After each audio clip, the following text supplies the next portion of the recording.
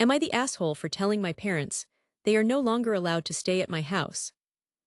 So, backstory. I am from the United Kingdom, but I moved to the United States when I married my spouse. We have kids, and my parents are very keen to have a relationship with them. My parents are still together, but they do not get along, so they refuse to come at the same time as each other. Since I moved over here, my parents have stayed at my house for around a month each year. We do have the space in the house, but I still am never comfortable when they are here. My parents are very high-strung people, and I did not have a pleasant upbringing. I was always on edge around them, and I do not feel comfortable in their presence. They do not get along with each other, and for example, my dad, who is staying for a month, expects to borrow a vehicle to get around because we live in a very rural area. This morning, he was very irritated because the car's battery died, and I refused to let him take my car. Every time I bring up the subject of them not staying here anymore, they say things like, "You're going to bar me from seeing my grandchildren." This is more of an issue with my mother than my father, as she is more vocal. Or they say that it was me who decided to move 5,000 miles away, so I need to accommodate their needs.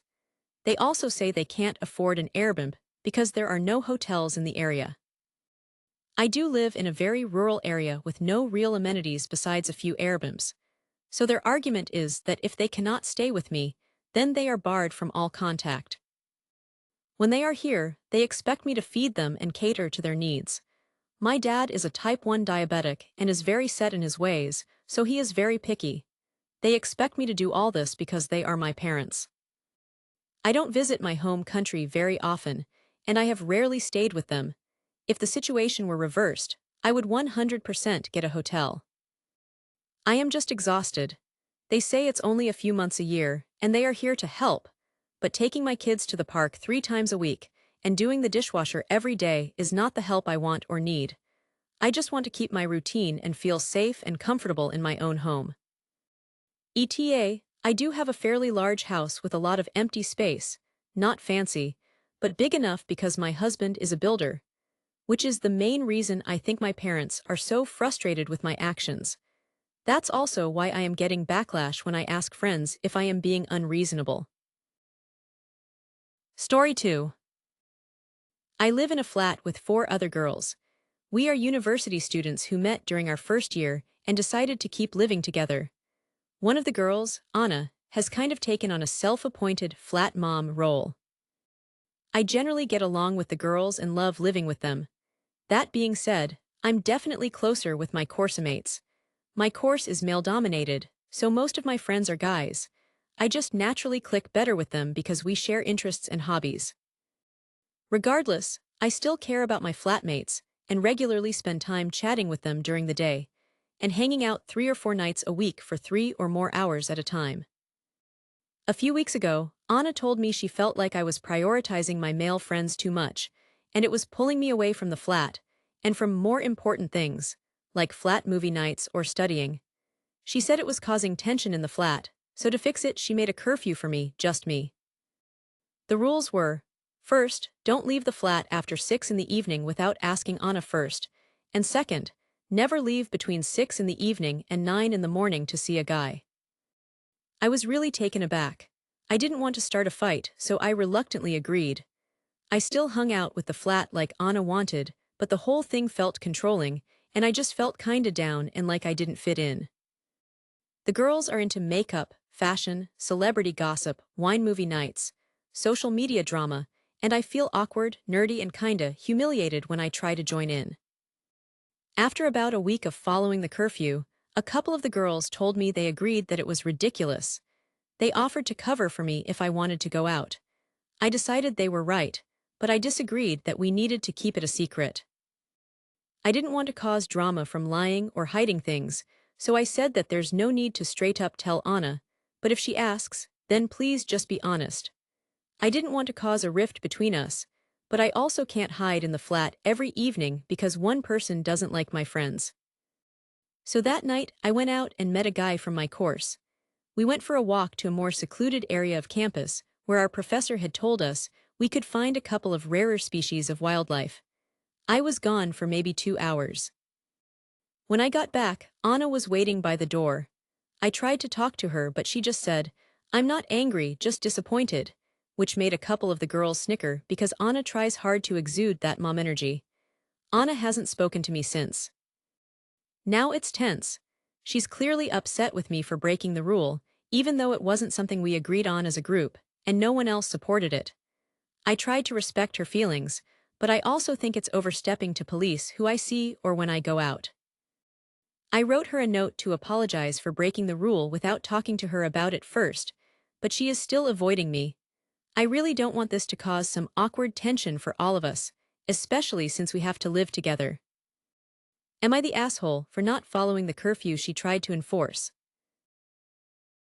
Story 3. So I, a 26-year-old male, live in a shared house with 16 people. I am the house ambassador, which basically means I coordinate things with the landlord, flag any issues, try to keep peace, and handle problems. Not exactly a fun job when no one listens. We've had one housemate, a 27-year-old woman, let's call her Maddie, living with us for about 5 months. She's completely reclusive, which would be fine if she wasn't creating actual issues for the rest of us. She never says hello, never answers group messages, ignores everything. But that's her choice, I guess. The problem is, she also doesn't clean up after herself. Like at all. She leaves rotting takeout food in the fridge, leaves her laundry to create mildew in the common machines, sometimes for weeks. Her cupboard is full of expired and moldy stuff, and even after multiple messages asking her nicely to clean it up, she just ignores us. We've had moth problems and bad smells in the kitchen because of her cupboards. People clean up after her constantly. It's become kind of normalized, but it's not fair. Now, when she first moved in, she had a black eye and we were worried about her. We tried to create a safe, inviting space for her. She wouldn't talk to anyone. I actually messaged the landlord because several housemates expressed concern about her mental state, saying they didn't feel safe in the house and were worried she was at risk because she wouldn't leave her room for days at a time. Her door kept having multiple empty wine bottles piling up, and we had to clean it because of the flies. She didn't answer any of that either and basically ghosted all communication. I know mental health is private, but when you live with 15 other people and they feel uneasy, it's not nothing. Now the real thing, yesterday night she left the iron plugged in and hot in the laundry room. Like hot. The iron was left right by the door. It had been on for God knows how long, and she wasn't even in the room. We know this because she was the only person who logged into the laundry room yesterday. Anyway, I unplugged it. That room is right by the staircase and has wood paneling, and if it had caught fire, that's 16 lives at risk in a place with only one narrow exit.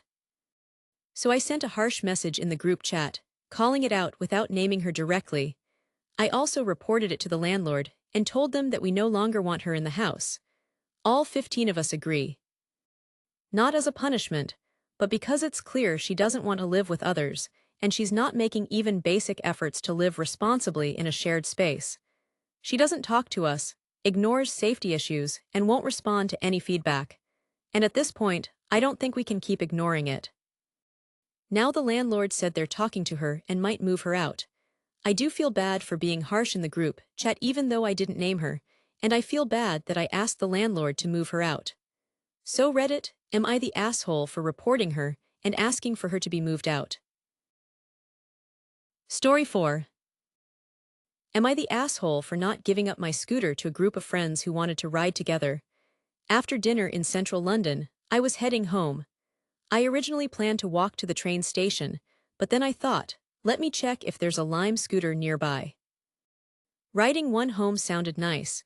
It would take about 20 minutes, and since I had already ridden a bike that morning, I wasn't in the mood to bike again.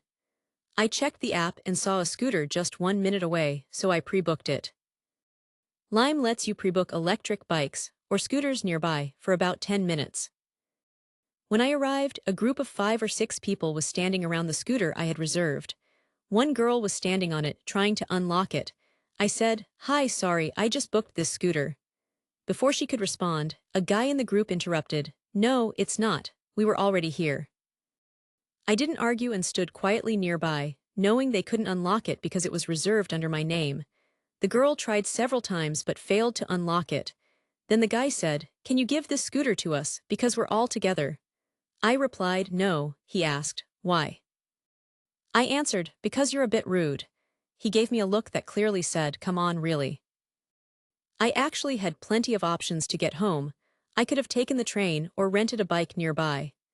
They were a group, and it seemed like only one person hadn't rented a scooter yet, which could have disrupted their plan of having fun and riding together. His tone suggested he thought I was being difficult, and maybe I am. There were no other Lime scooters nearby. This was the only one within a 5-minute walk. Most of the group were riding voice scooters, but they wanted this Lime scooter because it was the only scooter left around. I felt like they treated me like I was easy to push around, and maybe I'm overreacting, but I felt like it was because I am a petite Asian female. If they had asked politely in the first place, I might have let them have it. But their attitude made me really uncomfortable. So, am I the asshole? Am I just being a bit too sensitive? Story 5. I am planning my wedding for October 2026. All in all, my biological father has been a nightmare so far. For context, my mom and dad were divorced before I was born, and my mom and stepdad have been together since I was 1 year old. Growing up, I spent most of my time with my mom, and I saw my biological dad every other weekend. My biological dad was not a safe adult, and my fiancé and I have already decided that when we have kids, he will only have supervised interactions. Because of my biological dad's behavior, we are not very close, and I've only recently been able to make regular space for him in my life. My biological dad is also a reverend, so I had intended to ask him to officiate the ceremony, and then my stepdad can walk me down the aisle. My biological dad did not take this well, and when I offered to have them split the walk, he was still very unhappy. He has been throwing a tantrum the last week, basically, and has even gone as far as to demand that I apologize for considering my stepdad a father and calling him dad. I didn't apologize for that. But now things are tense, and while I was originally very confident in my decision, my dad's wife and my sisters on my dad's side have been very vocal that I'm not being fair. I'm worried more of my dad's side will make a big deal of it once we get there. I'm not even sure how to open that conversation with my dad. He might decide not to come at all, and I wouldn't be surprised. Story 6. I have a situation that may seem minor, but I'd still like an outside perspective. My fiancé, who is 23 years old, and I, who am also 23, deeply value communication and transparency, although we sometimes fall short. Her birthday is coming up in 2.5 weeks, and today we had our first detailed conversation about it. Coincidentally, my summer vacation lands right before her birthday, for 2 weeks, and I plan to take her actual birthday off as well. The issue is a classic one: in-laws visiting. She let me know that her mother will be staying with us for 5 days, ending on her birthday, her father for 3 days, and her grandparents for 2 days. These plans were made without consulting me. I immediately felt off about it.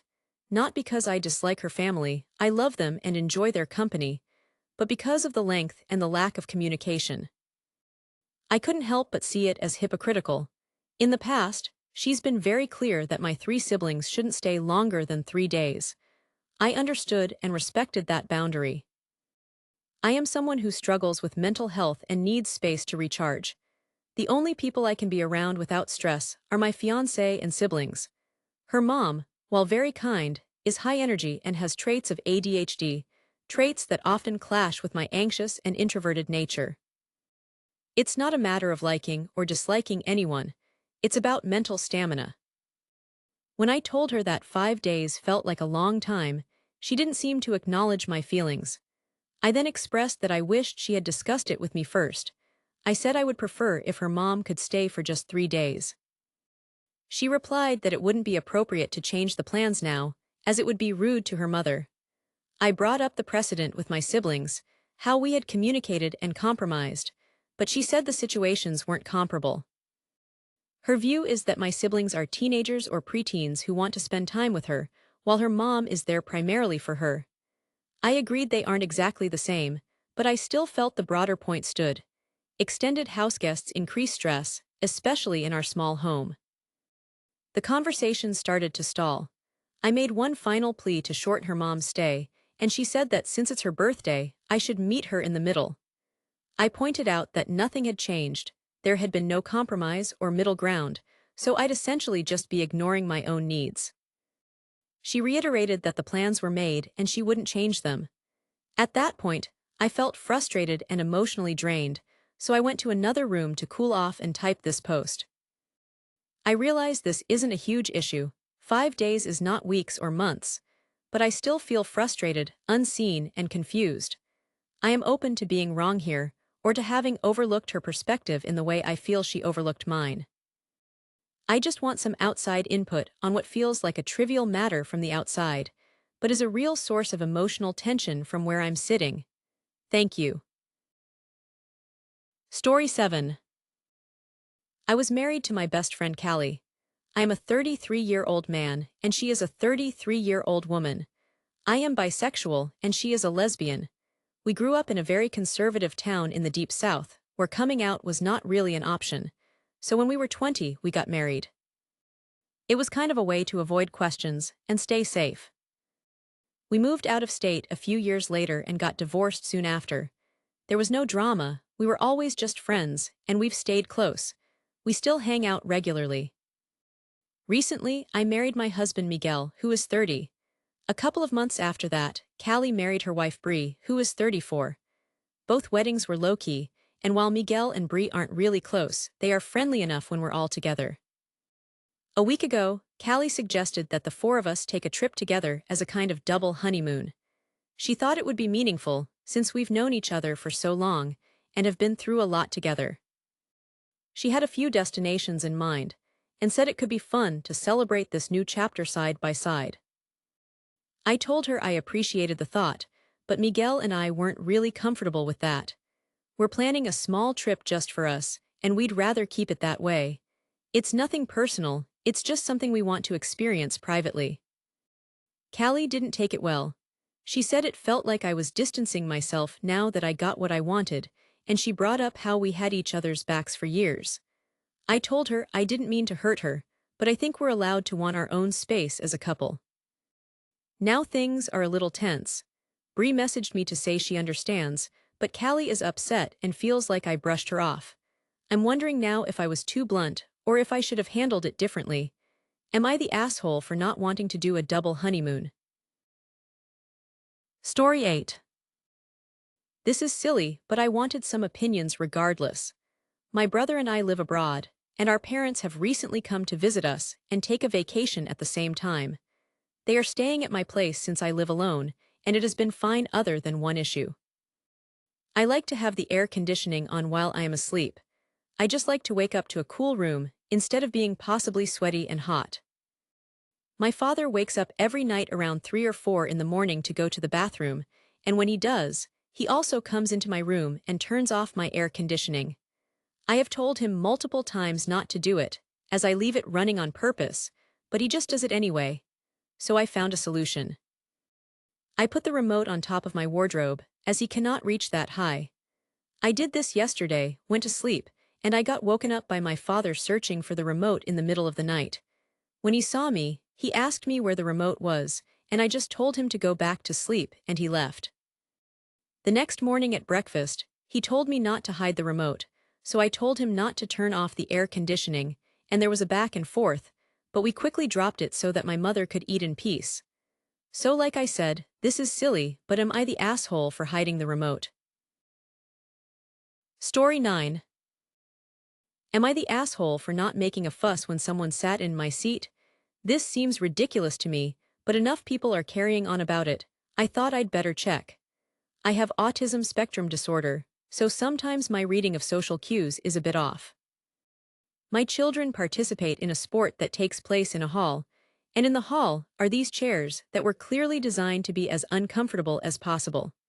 I suspect it's to discourage people from actually staying in the hall to watch things. They're there to show the hall operators have made an effort to provide seating, but they cause random back spasms to anyone who dares sit for longer than 3 minutes. A few years ago, a kind family donated a lounge to the hall. It seats 3 people and is lovely to sit on. Just the right amount of squish in the cushions, which are kind of fluffy. It's a nice lounge. You can sit on it without contracting arthritis. For the first year, people jostled to get the prime spot on the lounge. Epic paper, scissors, rock battles were waged, with the winners sitting in comfort for 45 minutes, while people around them crumpled up, twitched, or spasmed in the horrible chairs. Eventually, families drifted away as children grew into new interests, and I was the only one left from the original lounge wars. So, most days, I sat on the lounge. New families started coming, but none of them seemed to want to take advantage of the fluffy comfort on offer. I was the lounge queen. One day, I arrived later than usual, and there was someone else sitting on the lounge. I didn't recognize them, so I figured they must be a new family. I said hello and introduced myself and my child, then went and sat in the horrible chairs. As everyone left, a small group of outraged parents approached me. "Why did you let them sit there? You should have told them that's your seat. That's not okay. They stole your seat. They can't get away with this." I was confused. I pointed out that there were plenty of other seats, that it was a free lounge, and anyone could sit there. I did not have exclusive rights to the lounge. It turns out, none of the other parents wanted to sit there because they thought I'd be upset or angry about it. They're upset with me because I never made it obvious that anyone could sit there. Someone even complained to the coach. Now, it's become a thing. Parents are arriving earlier and earlier to snag the lounge and give me smug looks when I arrive and they're sitting on it. I'm still not upset about it, but apparently that's not the right way to behave. I don't understand what's going on, and the parent I asked about it scoffed and said, "As if you don't know," and implied I was doing it for attention. Am I the asshole? Please tell me what's going on, because this seems really stupid to me. Story 10. Am I the asshole for telling my future sister-in-law she cannot bring her situationship to my wedding? My fiancé, who is 31 years old, and I, who am 26 years old, are getting married in about 2 weeks. His sister, who is 24 years old and let's call her Claire, and I have been friends for probably around 8 years or so, and she's supposed to be standing in our wedding. About 2 months ago, Claire got herself out of a really bad relationship. Claire has struggled a lot with mental health issues in the past, but since escaping this relationship, she's been having a really difficult time, and we have always tried to support her through it all. But about a month ago, she calls my fiancé and me to tell us she had rekindled with a fling from this past winter, and she needed a +1. Now I have never met this man, but from what she told me about how he treats her, I am not at all wild about him. So I immediately tell her no, she cannot bring him. To which she responds, "Come on, you guys should know you can trust my judgment at this point." I am confused because, historically, she has terrible taste. So I say, "Why should I?" She just says, "Ouch," and we moved on from that topic of conversation, and we never spoke of her having a +1 again. That is until about 2 days ago. My fiancé is back in our hometown for his bachelor party, and Claire says, "I want to bring my situationship to breakfast tomorrow so you can meet him before he comes to the wedding." And my fiancé, confused, says, "He's not coming to the wedding." Claire absolutely exploded on him, telling him he was a terrible person, telling him he was selfish, claiming that I personally told her that her situationship could come, which I absolutely did not. My fiancé calls me to vent. He says maybe I should text her because sometimes I can talk some reason into her, maybe I should give her some time to cool off. He's not sure what the right approach is. I guess Claire was listening to our conversation from the other room, so she texts me, "I understand my +1 has been revoked. No need to explain yourself." Message received. If you choose to send me a stupid explanation, I will also remove myself from the wedding. I will admit I fully lost my cool.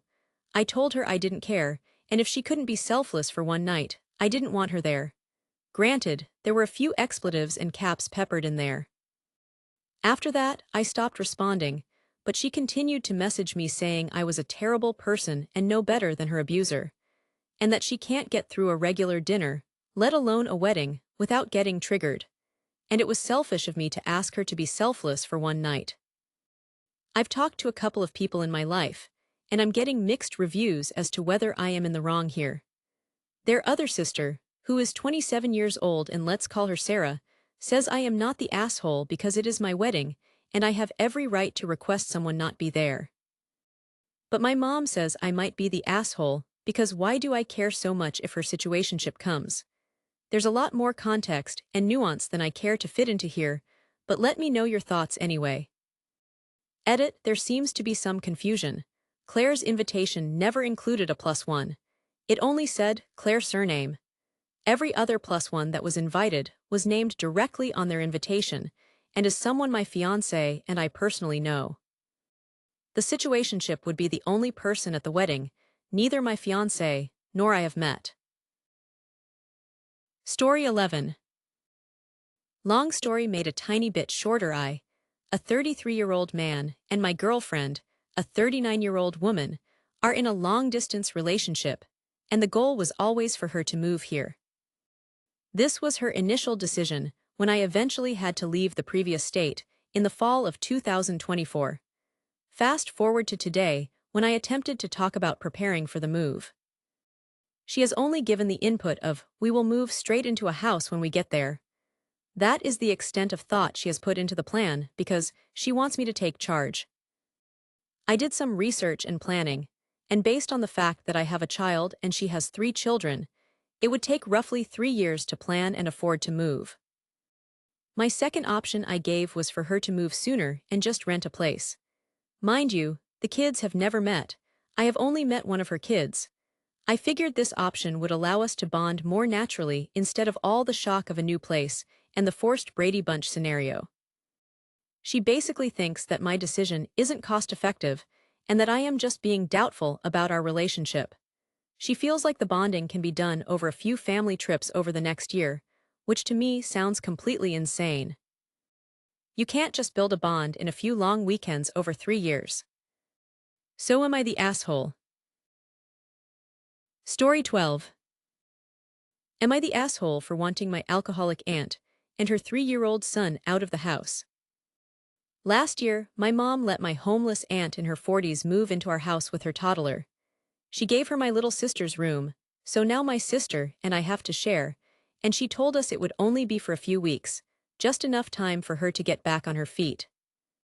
Well, it's been nearly a year and nothing has changed. If anything, it's gotten worse.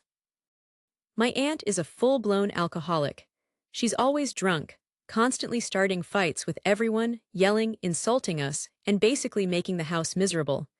She does nothing to help around the house, and worst of all, she completely neglects her son.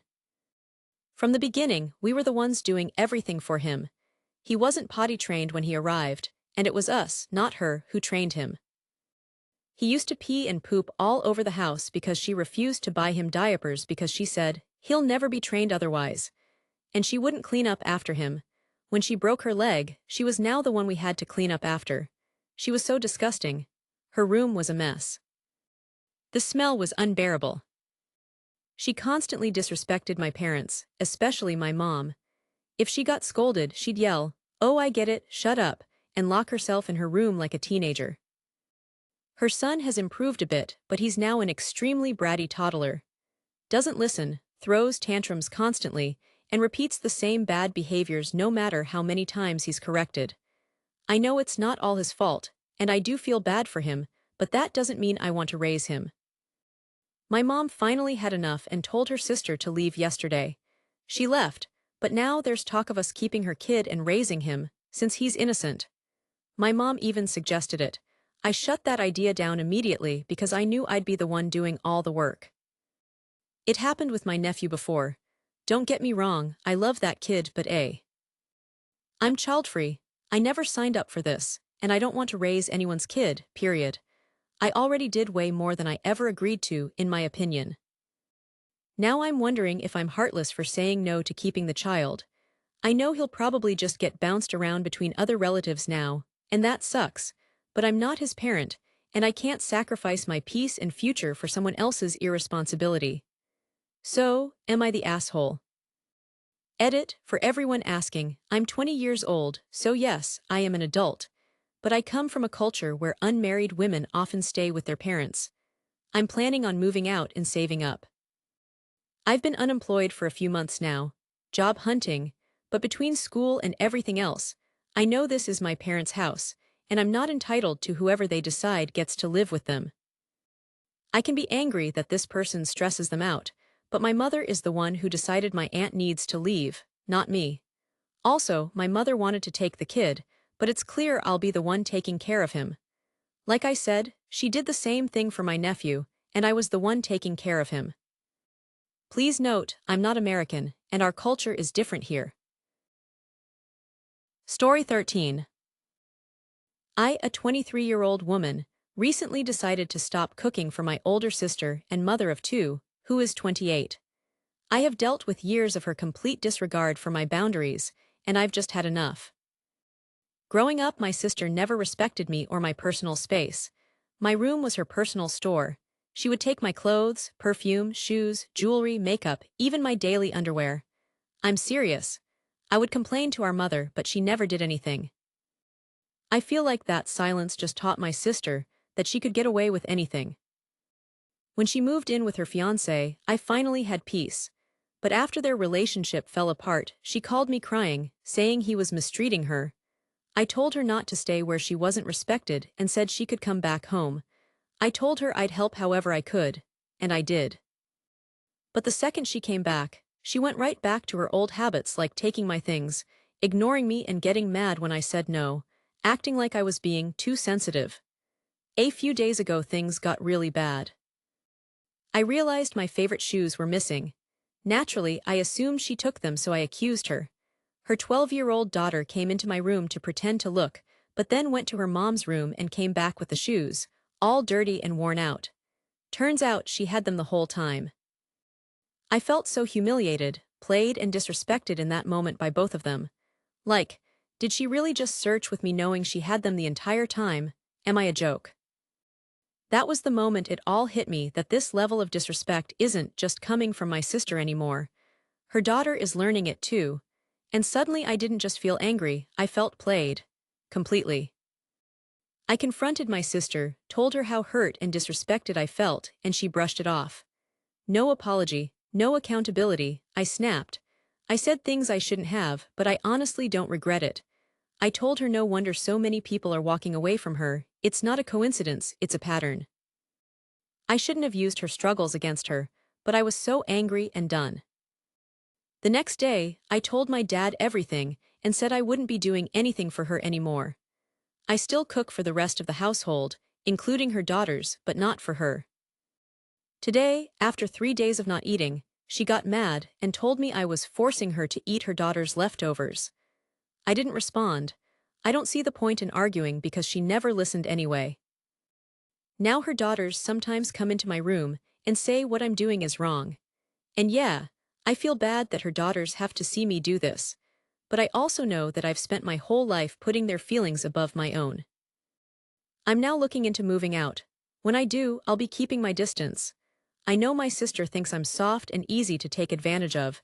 She says it to my face like it's funny, but I've decided that from now on, she will not benefit from anything I do. Am I the asshole? Story 14. My 31F parents live overseas. They visit at least twice a year, and one of those visits is always at Christmas. While they are here, they stay with me and my husband, 31M, and our 3 young kids. We love having them stay. Today, however, I got a call from my mom saying that their friend George, who is in his mid-20s I think, and is from their church, which they have known for a few years now, and she says they think of him as a second parent, wants to come to Canada and stay at our house along with my parents for Christmas. My mom said they had talked about him visiting Canada in the past, but she always imagined it would be when they had moved back here and had their own place, so she always liked the idea. George went to dinner at my parents' house yesterday and brought up coming to Canada this Christmas to stay with them at our house, and my mom didn't have the heart to say no. She asked if this would be okay with us.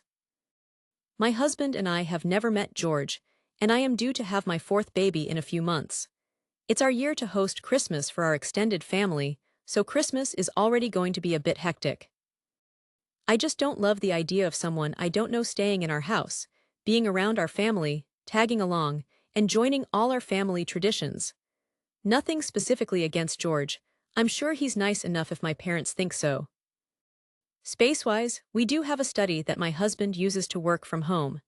However, my husband will still need to work some days before and after Christmas, and I don't know what kind of dates George is thinking of staying.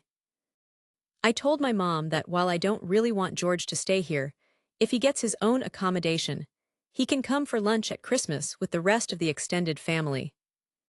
My mom was nice about it, but I could tell she was a bit disappointed and sad, and she mentioned that the trip would become a lot more expensive for him, so he might not be able to do it. I could tell she felt awkward having to tell him he can't stay here. For context, my parents have always been people who open their home when others need it, so I feel a bit bad saying no and now making my mom have to pass the message along. I think most people in my position would have said no, but I do feel a little guilty, so I just want to know, am I the asshole here? Should I have thought about it more before giving an answer? I don't think I'd change my mind though. Story 15. Am I the asshole for pulling our neighbor's dog away from our baby when it wasn't listening to the owner? My husband and I live in a farming area and have a baby who is less than a year old and a 5-year-old German Shepherd. Our neighbors got 2 golden retriever puppies shortly after they moved in about a year ago. They didn't really train the puppies, and when the dogs would see us, they would run over and jump up on us, not listen when being called back, and so on. It wasn't unusual to see our neighbors on our porch or in our yard trying to get the puppies under control. Overall, though, we didn't really have an issue with it because our dogs would play together. Fast forward a few weeks ago, my husband was outside with the baby in the driveway, and the puppies ran over, started getting into the baby's face, and wouldn't listen when being called to get away. The owner didn't come over to get them, he just stood in their yard yelling. Our baby started crying because they wouldn't get out of its face, so my husband grabbed the dog by the collar and quickly pulled it away, causing the collar to come off. It's the kind of collar where you feed it through the square, and the tension holds it. It doesn't have a buckle or belt-type closure. He got the dog back to our neighbor's house, then went back and handed them the collar while holding the still-crying baby. Our neighbor freaked out and started yelling at him, "What did you do to my dog?" There was no question about whether the baby was okay or what had happened. A few days later, we were outside again, and our neighbor's dad was mowing their lawn. My husband was on vacation, and my wife was home. The neighbor's dad walked over with an attitude, asking why we were mistreating their dog. We said we'd never done that, and he claimed they had us on their Ring doorbell camera. We repeated that we never have, and we tried to explain what happened the other day. He cut in and said, "They're not going to hurt the baby." I replied, "I know that, but my baby doesn't know that," and he responded, "They're just puppies, they don't know any better." He then said, "Let's keep the dogs in their own yards from now on." We agreed, and he walked away. I sent a text to our neighbor, telling him about the interaction with his dad, the accusations, and apologizing if our dog has ever been a nuisance in their yard. Our dogs sometimes wander over, but they come back when called or if we tell them to stay or leave it. He responded that no one ever said anything about abuse, and that they were upset because of how forcefully my husband pulled on the collar. He said they were just puppies, and would never treat our dog that way. Since then, their dogs have come over to our yard a few times, but we just ignore them and go inside while they yell from their yard for the dogs to come back. Yesterday was the first time our dog wandered over, and the husband yelled at us from his porch to come get our dog. They've still never asked if our kid was okay. Everything has been about their puppy. Thanks for making it to the end of today's video. I'd really appreciate it if you'd consider liking or subscribing, but I hope you have a nice day either way.